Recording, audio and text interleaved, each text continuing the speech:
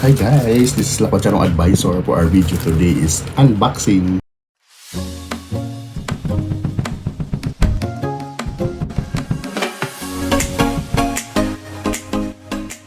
Ang dumating nating parcel. So, yan po siya. Tara, buksan natin.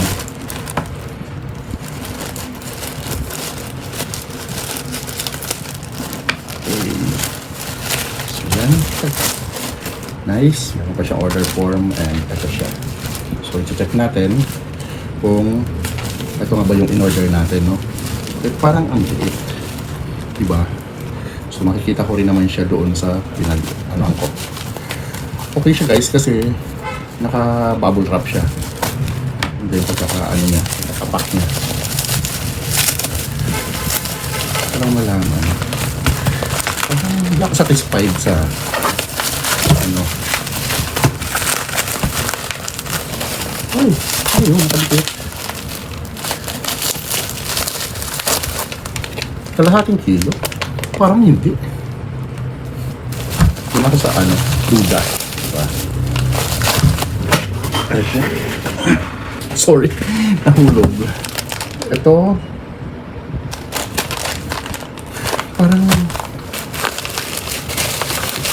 yun, ito pa. Diba? Tatlo po siya. Mga mixed nuts. Yan po yung kinakain natin. Tingnan ko ah. Okay, tigto 250 grams pala yung order ko. Pero i-check ko mamaya doon sa ano ko pa kasi 250 grams ba talaga? So, ito po is almond. Roasted po siya. Roasted California almond. Sa food stock po siya in order. Isa lang siya para isa na lang deliver. Then, ito naman is sunflower seeds. So, anuhin natin. And this one is walnut. So, 250 grams din siya. So, i-check ko mamaya yung ano ko, yung sa Lazada. Kasi parang tiga-half kilo yung mga order ko. Baka mamaya mali lang din ako, no? So yan guys, dito na siya. So yan, meron na ulit tayong kukuti-kutihin. Kasi talagang ang hirap, di ba? Instead na magchichirya ako, dito na lang ako. So ang tinitingnan ko dito, kung meron siyang aftertaste. Yung in-orderan ko kasi last time, yung nakagarapon, yung walnuts niya luma na, may lasa na, may aftertaste na siya. Kaya sabi ko, sige, balik ako doon sa in-orderan ko sa Lazada. So ito yung ano natin, una nating parcel. So pagsasabayin ko na siya, pero pa tayong isa. So yan, para isahan na lang siya, diba? This is another. Actually, in-order lang ako ulit kasi uuwi nga ako ng province. So para meron akong dala na nakapakpak. Yung in-order ko kasi nung nakaraan bukas na, hindi na nakalagay sa lagyan. Pero alam niyo po ba, yung Black Friday, yung pag-order ko nito, mas mura siya kumpara doon sa order ko doon sa una. Yung una kasi is nasa 370 yung 2 kilo. Ito is nasa 314 na lang. Ano nga ba ito? Walang price. Hindi nakalagay yung price. So again, ang ating shirataki rice, dalawa siya. Kasi buy one take one po siya. Ang expiration niya is 2027. So, dadalhin ko po siya pag uwi ko ng Bicol para ito yung i-consume ko doon. Kasi yung andyan, bukas na, isinalin ko na doon sa container. So, nakakano naman na, dadalhin ko pa yung container, diba? So, at least ito, nakapack lang siya. Ito yung dadalhin ko doon sa Bicol. Plus, ito, ilalagay ko sila sa garapon para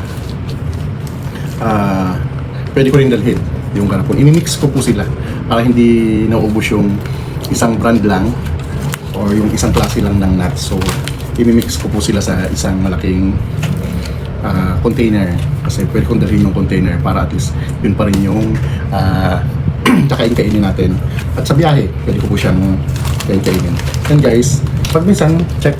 Ito, this is the healthy one. Mga low carb nuts. Kung mahilig ka po sa chichirya, instead, i-divert mo po siya sa mga itong mga nuts na to. Kahit paano, mas magiging healthy ka kaya na kahit na kain ka ng kain. And of course, lalo na ito, yung shirataki rice natin na low calories and low carb. So, yan po. Gagawa ako ng comparison ng mga brand ng shirataki. Abangan niyo po yung gagawin kong video na para po magkaroon kayo ng idea. So, this one is 29 calories per 25 gram servings. I think ilang grams ba yung nakukonsume ko sa maliit na cup lang yung pinaglulutuan ko sa every kain ko. At pag kumain po ako once a day, yun lang po ang kagandahan niya. Kasi kahit kumain ka ng tanghali, hanggang gabi mararamdaman mo pa. So, eto na lang yung pang support ko. Konti-konti na lang na habang nag-work dito sa working station ko is nuts ang ipapalit natin, di ba? Kasi pag minsan, pag yung parang nauumay ka na gusto mo ng something na maiba naman na pagkain, kaya yun po yung panghabol natin. Palitan natin siya ng mga healthy nuts. So, yan po, no? Muli, roasted almond, roasted walnuts, and roasted sunflower seeds. Nung nakaraan, ano siya, ang binili ko is ano tawag dyan? Yung pumpkin seeds. Okay din siya. So sabi ko, i-try ko rin itong sunflower seeds. So update ko kayo kung ano yung lasa niya, di ba? Para at least try nyo rin. Kasi para baka mas magustuhan din ninyo, di ba? Lalong-lalo na sa medyo mabigat ang timbang tulad ko. Pero sabi ko sa inyo po, may development na kahit paano na talagang natutuwa ako. Dahil ganda yung ano natin. Itutuloy-tuloy natin. Although medyo may gastos, pero mas okay nang gastusan mo dito kaysa gastusan mo sa pagpapagamot. Di ba?